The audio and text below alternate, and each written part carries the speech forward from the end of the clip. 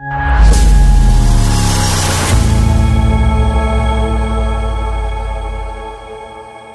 शुरू करने से पहले मैं आपसे कहना चाहूँगी कि अभी तक अगर आपने चैनल को सब्सक्राइब नहीं किया है तो प्लीज़ सब्सक्राइब बटन दबा के ऑल पे क्लिक कर लीजिए। इससे आपको सभी नोटिफिकेशंस टाइम पे मिलती रहेंगी और इससे हमें काफ़ी सपोर्ट मिलता है। Hello everyone, welcome to Neha Singh study YouTube channel, आपका अपना चैनल। और जैसा कि हिस्ट्री की हम लोग सीरीज़, मॉडर्न हिस्ट्री की हम लोग सीरीज़ कर रहे हैं, तो प्रीवियस वीडियो में हमने देखा था कि यूरोपियन ट्रेडर्स, कई सारे यूरोपियन ट्रेडर्स आए थे, जिनमें से ब्रिटिशर्स भी एक थे। लेकिन ब्रिटिशर्स ऐसे थे जिन्होंने एक्सपैंड किया और फाइनली एक ब्रिटिश एम्पायर इस्टेब्लिश हुआ।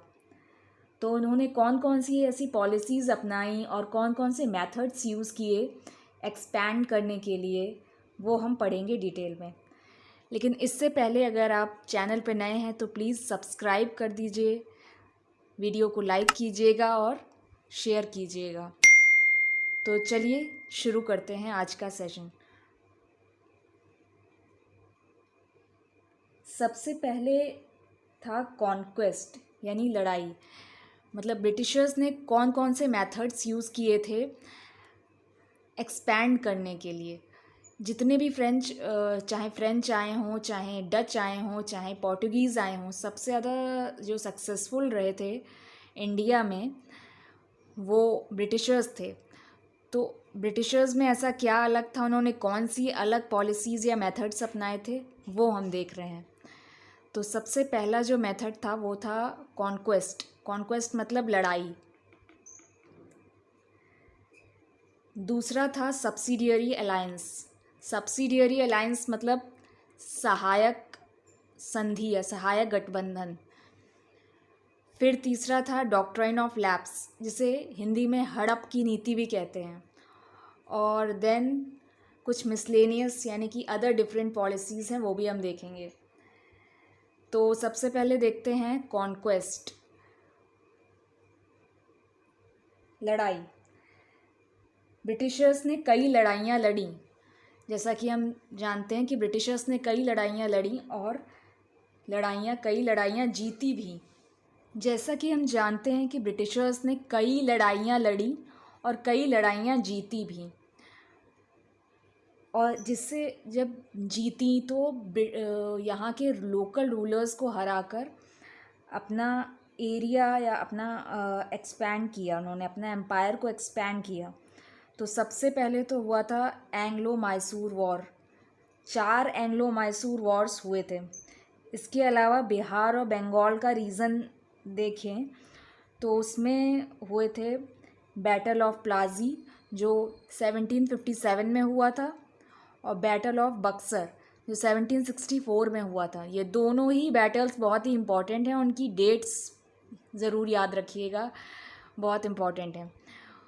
और बैटल ऑफ प्लाजी और बैटल ऑफ बक्सर के बारे में हम डिटेल में पढ़ेंगे बाद में, क्योंकि ये एग्ज़ाम पर्सपेक्टिव से बहुत ही इम्पॉर्टेंट है। इनका डेट्स भी जो है बार बार रिपीट होता है। इसके अलावा एंग्लो मराठा वॉर और एंग्लो सिख वॉर भी हुए थे, जो उतने इम्पॉर्टेंट नहीं हैं। इसके अलावा फ्रेंच के साथ भी एक वॉर हुआ था जो बार बार पूछा जाता है, बैटल ऑफ वांडी वॉश। ये फ्रेंच के साथ में हुआ था, पर बाद में फ्रेंच के साथ इनकी फ्रेंडशिप हो गई थी, वो बाद में देखते हैं क्या हुआ था। तो चलिए अब हम देखते हैं सब्सिडियरी अलायंस। तो सब्सिडियरी अलायंस में क्या था, ये एक ऐसी पॉलिसी थी जिसमें ब्रिटिशर्स के जो आर्मी थे तो यहाँ के लोकल रूलर्स को उनका पे करना पड़ता था, यानी ब्रिटिश आर्मी का पे करना पड़ता था, उनके खाने पीने का और उनके रहने का। और बदले में लोकल रूलर्स को क्या मिलता था, ब्रिटिश आर्मी से प्रोटेक्शन। ठीक है, तो एक तरह से ब्रिटिशर्स को अपनी आर्मी रखने की जगह भी मिल जा रही थी और उनका खर्चा भी नहीं हो रहा था। ये था सब्सिडियरी अलायंस। तो इसे सबसे पहले साइन करने वाले थे निज़ाम ऑफ हैदराबाद। निज़ाम ऑफ हैदराबाद ने सबसे पहले सब्सिडियरी अलायंस को साइन किया था, और फिर बाद में इसके अलावा नवाब ऑफ अवध ने भी साइन किया था, फिर रूलर ऑफ तंजौर ने भी साइन किया था, और कुछ राजपूत यानी कि राजपूत जोधपुर के जो राजपूत थे उन्होंने भी सब्सिडियरी अलायंस को साइन किया था। और सब्सिडियरी अलायंस जो है लॉर्ड वेलेस्ली के टाइम पर आया था। ठीक है, तो लॉर्ड वेलेस्ली इनको हम बाद में डिटेल में पढ़ेंगे गवर्नर जनरल के टाइम पर। तो आई होप आपको सब्सिडियरी अलायंस समझ में आ गया होगा। तो अब देखते हैं डॉक्ट्राइन ऑफ लैप्स, जिसे हम बोलते हैं हिंदी में हड़प की नीति।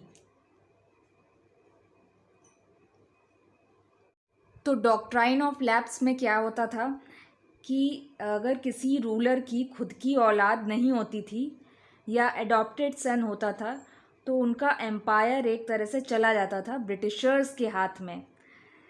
इसमें सबसे पहला एग्जाम्पल है झांसी, जिसे हमने झांसी की रानी की कहानी में भी देखा है। इसके अलावा सतारा, संबलपुर और उदयपुर भी डॉक्ट्राइन ऑफ लैप्स से छीना गया था, यानी डॉक्ट्राइन ऑफ लैप्स के ज़रिए इन्हें छीन लिया गया था, ब्रिटिशर्स ने छीना था। अगर हम कुछ मिसलेनियस फैक्ट्स में देखें तो अवध जिसको मेल एडमिनिस्ट्रेशन के नाम पर जो है एनेक्स कर लिया गया था, यानी कि छीन लिया गया था। तो ठीक है, मतलब कुछ भी रीज़न दे रहे थे ब्रिटिशर्स, और यहाँ के नेटिव रूलर्स पर अपना दबदबा बना रहे थे। तो अवध को जो है एनेक्स कर लिया गया था सिर्फ ये बोल के कि आपका एडमिनिस्ट्रेशन सही नहीं है। सोचिए, इसके अलावा कुछ पॉलिसी देखेंगे जैसे डुअल गवर्नमेंट पॉलिसी। इसके अलावा 1773 के डिफरेंट एक्ट्स आए थे, तो ये एक्ट्स भी हम बाद में पढ़ेंगे। तो सबसे पहले हम कॉन्क्वेस्ट पे आते हैं, जो सबसे इम्पॉर्टेंट पार्ट है इन सभी में से। तो डिफरेंट टाइप्स ऑफ वॉर्स हुए थे, तो ये वॉर हम एरिया वाइज पढ़ेंगे।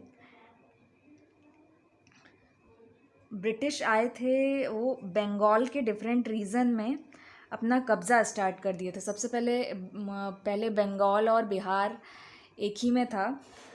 तो जो ब्रिटिशर्स आए थे उन्होंने बंगाल के अलग अलग रीजन्स पे अपना कब्ज़ा स्टार्ट कर दिया था। एक तरह से कह सकते हैं कि अपना फोर्टिफिकेशन स्टार्ट कर दिया था, यानी कि किलाबंदी स्टार्ट कर दी थी। उनका जो था फोर्ट विलियम्स, उसको वो फोर्टिफाई करने लग गए थे, और वहाँ पे बहुत ही ज़्यादा आर्मी को बुलाने लग गए थे। तो जब बहुत आर्मी, और एक तरह से ब्रिटिशर्स अपनी आर्मी को ट्रेनिंग देने लग गए थे। जो फोर्ट विलियम्स था वो बहुत ऊंची ऊंची दीवारों से जो है घिरा हुआ था, तो अंदर क्या चलता था किसी को दिखता नहीं था, पता नहीं चलता था। वो अलग ही जो है गुप्त ट्रेनिंग अपनी वो कर रहे थे। अब जब आर्मी को बुलाने लग गए थे तो इससे जो वहाँ के नेटिव रूलर्स थे बंगाल के, उनको काफ़ी एक तरह से अनकंफर्टेबल फील हुआ। ठीक है, तो उन्होंने क्या किया, ब्रिटिशर्स से निपटने के लिए ब्रिटिशर्स पर हमला कर दिया। तो इसके कारण हुआ बैटल ऑफ प्लाजी। 1757, ये डेट याद रखिएगा। और उस समय बंगाल के रूलर कौन थे? सिराजुद्दौला। सिराजुद्दौला का नाम भी आपको याद रखना है। तो सिराजुद्दौला को उस समय ब्रिटिशर्स ने हरा दिया था। और जो ब्रिटिश आर्मी को उस टाइम लीड कर रहे थे वो थे रॉबर्ट क्लाइव थे, जिनकी पोस्टिंग तो मद्रास में थी, बट इस बैटल ऑफ प्लासी, इस वॉर के लिए स्पेशली वो बंगाल आए थे। तो रॉबर्ट क्लाइव ने सिराजुद्दौला को हरा दिया था, तो सिराजुद्दौला को हार माननी पड़ी थी और जो नया नेक्स्ट रूलर बंगाल का ब्रिटिशर्स ने रखा वो मीर जाफ़र को रखा था, मीर जाफ़र को। बट मीर जाफ़र ज़्यादा दिन तक टिके नहीं और मीर जाफ़र को रिप्लेस किया था मीर कासिम ने, ठीक है, मीर कासिम ने। और फिर मीर कासिम ने एक टीम बनाई और फिर हुआ बैटल ऑफ बक्सर 1764 में, ठीक है। तो इन्होंने किसके साथ, मीर कासिम जो कि बंगाल के रूलर थे, उन्होंने एक अलायंस बनाया दो लोगों के साथ मिलकर। एक थे उस टाइम के मुग़ल रूलर शाह आलम सेकंड और दूसरे थे नवाब ऑफ अवध, उनका नाम था Sujauddaula. Please don't be confuse between Sirajuddaula and Sujauddaula. ये नवाब ऑफ अवध थे, सुजाउद्दौला नाम दोनों का राइम करता है, आई नो, बट ये सुजाउद्दौला थे, नवाब ऑफ अवध। तो ये तीन लोगों की कंबाइन जो है टीम बनी। मीर कासिम जो कि बंगाल के रूलर थे, Mughal ruler Shah Alam second and Awadh के जो नवाब थे सुजाउद्दौला, इन तीनों ने मिलकर ब्रिटिशर्स को हराने का एक प्लान बनाया। क्यों? क्योंकि ब्रिटिशर्स की बैट उस समय बंगाल में बहुत ज़्यादा बढ़ती जा रही थी, तो इनको डर था कि कहीं ब्रिटिशर्स और ज़्यादा एक्सपैंड ना कर दें या और फोर्टिफिकेशन स्टार्ट ना करें और ज़्यादा आर्मी बुलाना स्टार्ट ना करें, है ना। तो इसलिए इन्होंने एक कंबाइन आर्मी बनाई और हुआ बैटल ऑफ बक्सर 1764 में। लेकिन इसका उल्टा हर्जाना इन लोगों को ही भुगतना पड़ा, क्योंकि उस समय जो ब्रिटिश आर्मी को लीड कर रहे थे हेक्टर मुनरो ने अकेले ही इन तीनों की कंबाइन आर्मी को हरा दिया था। और इस लड़ाई में, बैटल ऑफ बक्सर में, मीर कासिम की जो अलायंस थी उसको हार का सामना करना पड़ा और हेक्टर मुनरो जीत गए थे। और इसका मेन रीज़न क्या था कि क्यों इनकी कंबाइन आर्मी हार गई थी? क्योंकि इनकी आर्मी में नॉन कोऑर्डिनेशन था, एक कोऑर्डिनेशन नहीं था। तो यहाँ के सब मतलब अपने अपने हिसाब से चल रहे थे, कोऑर्डिनेशन नहीं था। तो यहाँ के लोकल रूलर्स डिफीट हुए और ब्रिटिशर्स ने एक्सपैंड किया यहीं से। और कई बार तो बैटल ऑफ बक्सर को foundation of British rule of India भी कहा जाता है, कि यहाँ से एक तरह से फाउंडेशन सेट हो गया ब्रिटिश रूल के लिए। तो बैटल ऑफ बक्सर 1764 ये बहुत ही इम्पॉर्टेंट है।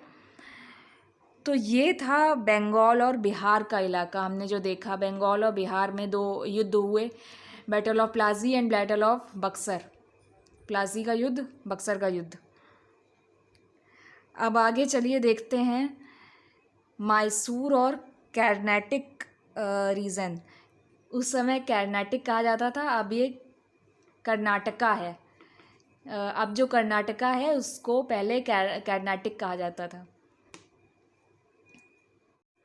तो मैसूर और कर्नाटक के इलाके को जब हम देखते हैं तो यहाँ पे चार अलग अलग एंग्लो मैसूर वॉर्स हुए थे, जिनके बारे में हम पढ़ते हैं। चारों काफ़ी इम्पोर्टेंट हैं, ठीक है। तो सबसे पहला लड़ा था हैदर अली ने, सबसे पहला एंग्लो मैसूर वॉर लड़ा था हैदर अली ने। तो हैदर अली ने पहली बार डिफीट किया था ब्रिटिश को, और ब्रिटिशर्स ने एक तरह से अचानक से जो है उन्हें डिफीट मिल गई थी। और उन्होंने अचानक से, इसलिए हड़बड़ी में वहाँ पे उन्होंने ट्रीटी ऑफ मद्रास साइन कर दिया था। तो ब्रिटिशर्स जो है एकदम से भौचक्का हो गए थे इस डिफीट से, और उन्होंने हड़बड़ी में, जल्दबाजी में ट्रीटी ऑफ मद्रास जो है साइन कर दिया था। एक तरह से मैसूर के लिए बहुत बड़ी जीत थी, क्योंकि उन्होंने ब्रिटिशर्स को हराया था उस समय। लेकिन ये आखिरी जीत साबित हुई यहाँ के नेटिव रूलर्स के लिए, ये कह सकते हैं एक तरह से, क्योंकि नेक्स्ट जो लड़ाई हुई उसमें हैदर अली की मौत हो गई। अगली जो एंग्लो मैसूर वॉर हुआ उसमें हैदर अली की मौत हो गई, और उनके बेटे टीपू सुल्तान ने उस लड़ाई को कंटिन्यू किया। तो ये लड़ाई होती है 1784 एडी में। 1784 एडी में ये लड़ाई होती है।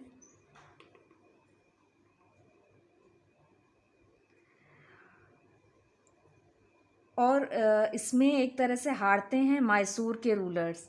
इस बार मैसूर के रूलर्स को हार मिलती है, और फिर साइन होती है ट्रीटी ऑफ मैंगलोर।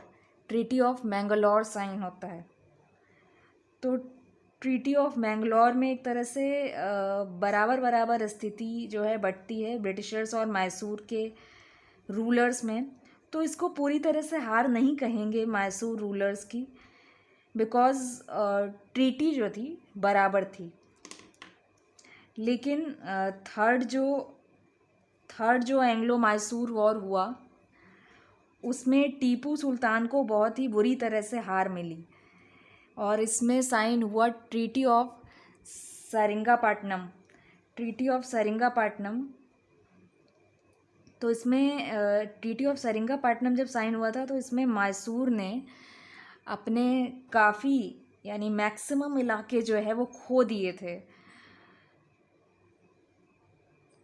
तो किसको कितने मराठा रूलर्स और निज़ाम ऑफ हैदराबाद के रूलर्स ने, मतलब कौन कौन से रूलर्स ने अपने एरिया खो दिए थे। निज़ाम ऑफ हैदराबाद ने और मराठा रूलर्स ने अपने मैक्सिमम इलाके खो दिए थे। ठीक है, ऐसा क्यों? क्योंकि उस समय जो हैदराबाद के रूलर्स थे और मराठा रूलर्स थे, उन्होंने सपोर्ट किया था ब्रिटिशर्स को हराने में, मैसूर को सपोर्ट किया था। तो हैदराबाद के रूलर्स और मराठा रूलर्स ने मैसूर को सपोर्ट किया था उन्होंने ब्रिटिशर्स को हराने में। इसलिए सोचिए, शुरू में सपोर्ट किया था ब्रिटिशर्स ने मैसूर को हराने में, और बाद में एंग्लो मराठा वार्स हुए और मराठास ने खुद अपनी एक तरह से ज़मीन गंवा दी। फिर लास्ट में जो फोर्थ एंग्लो मैसूर वॉर हुआ उसमें टीपू सुल्तान की डेथ हो गई। टीपू सुल्तान डाइड, जो कि 1799 एडी में हुआ था। और यही है जो 4 डिफरेंट वॉर्स हुए वो आपको याद रखने हैं। इसके साथ में ट्रीटी ज़रूर याद रखिए कि कौन कौन सी ट्रीटी हुई थी, किस किस वॉर से रिलेटेड है और कौन से ईयर में हुआ था, ये सब बहुत इम्पोर्टेंट है। और इसके अलावा आपको एक फैक्ट याद रखना है कि फ्रेंच जो थे उन्होंने सपोर्ट किया था मैसूर को इनिशियली। बाद में तो एक तरह से ब्रिटिश और फ्रेंच में दोस्ती हो गई थी। तो जो लास्ट वॉर है उसको जो है फ्रेंच ने सपोर्ट नहीं किया था। इनिशियली फ्रेंच ने सपोर्ट किया था मैसूर को। और जैसा मैंने बताया, हैदराबाद और मराठास ने भी मैसूर को सपोर्ट किया था, क्योंकि वो भी चाहते थे कि ब्रिटिशर्स यहाँ से जाएं। इसीलिए जो ट्रीटीज़ साइन हुई थी उसमें ब्रिटिशर्स जो है ने उनके काफ़ी इलाके छीन लिए गए थे, मराठास और हैदराबाद के। चलिए हम समरी लेते हैं कि हमने क्या क्या पढ़ा था, एक तरह से जिस्ट ले लेते हैं। तो वापस चलते हैं कॉन्क्वेस्ट पे। तो हमने क्या पढ़ा कि एंग्लो मैसूर वॉर्स पढ़े। 4 एंग्लो मैसूर वॉर्स हुए थे। इसके अलावा जो डिफरेंट ट्रीटी साइन हुए थे वो भी आपको याद रखना है, और किस किस वॉर से के दौरान ये ट्रीटी साइन हुए थे वो आपको याद रखना है, वो आपने देखा होगा। फिर battle of Plassey, battle of Buxar देखा है। एंग्लो मराठा वॉर, ये ज़्यादा इम्पोर्टेंट नहीं है, बस ये नंबर याद रख लीजिए कि 3 एंग्लो मराठा वॉर्स हुए थे। Anglo Sikh Wars, 2 Anglo Sikh Wars हुए थे। और एक क्वेश्चन जो फ्रेंच से बार बार आता है कि फ्रेंच और ब्रिटिशर्स के बीच में कौन सी लड़ाई हुई थी, बैटल ऑफ वैंडी वॉश। और बैटल ऑफ वैंडी वॉश उसके बाद में लेटर फ्रेंच और ब्रिटिशर्स की एक तरह से फ्रेंडशिप हो गई थी। तो ये था कॉन्क्वेस्ट। अब आते हैं सब्सिडियरी अलायंस पे। तो सब्सिडियरी अलायंस में हमने देखा कैसे इंडिया के रूलर्स के पैसे से ही ब्रिटिश आर्मी को फीड किया जाता था, और इसको किस किस रूलर ने जो है साइन किया था। इसके अलावा डॉक्ट्राइन ऑफ लैप्स, यानी कि हड़प की नीति, जिसमें झांसी, सतारा, संबलपुर, उदयपुर ने अपनी टेरिटरी गंवाई। उसके अलावा मिसलेनियस में देखा कि अवध को जो है कब्जिया लिया गया था मेल एडमिनिस्ट्रेशन के नाम पे, कि आपका एडमिनिस्ट्रेशन सही नहीं है, और इन्होंने भी अपनी टेरिटरी गंवाई। तो हमने देखा कि ब्रिटिशर्स जो कि एक कंपनी के रूप में आए थे इंडिया में, but different Wars and different policies के थ्रू एक तरह से एक एम्पायर के रूप में इस्टेब्लिश हो गए थे 1857 तक। बट 1857 में क्या किया था, ब्रिटिशर्स ने ऐसा क्या किया था जो वहाँ के लोकल रूलर्स बहुत ही डिससेटिस्फाई हो गए थे, बहुत ही गुस्से में थे, और उसका हर्जाना जो है ब्रिटिशर्स को जो है चुकाना पड़ा था। कि रिवोल्ट ऑफ 1857 के नाम पर, जिसको फर्स्ट वॉर ऑफ इंडिपेंडेंस भी कहा जाता है। तो रिवोल्ट ऑफ 1857 जो है हम नेक्स्ट वीडियो में देखते हैं। तब तक के लिए आप जुड़े रहिए, और अगर आपको ये वीडियो पसंद आई हो तो प्लीज़ लाइक कीजिएगा, शेयर कीजिएगा, मैक्सिमम ज़्यादा से ज़्यादा शेयर कीजिए, सब्सक्राइब कीजिए, बेल आइकन को दबाइए। Thanks for watching.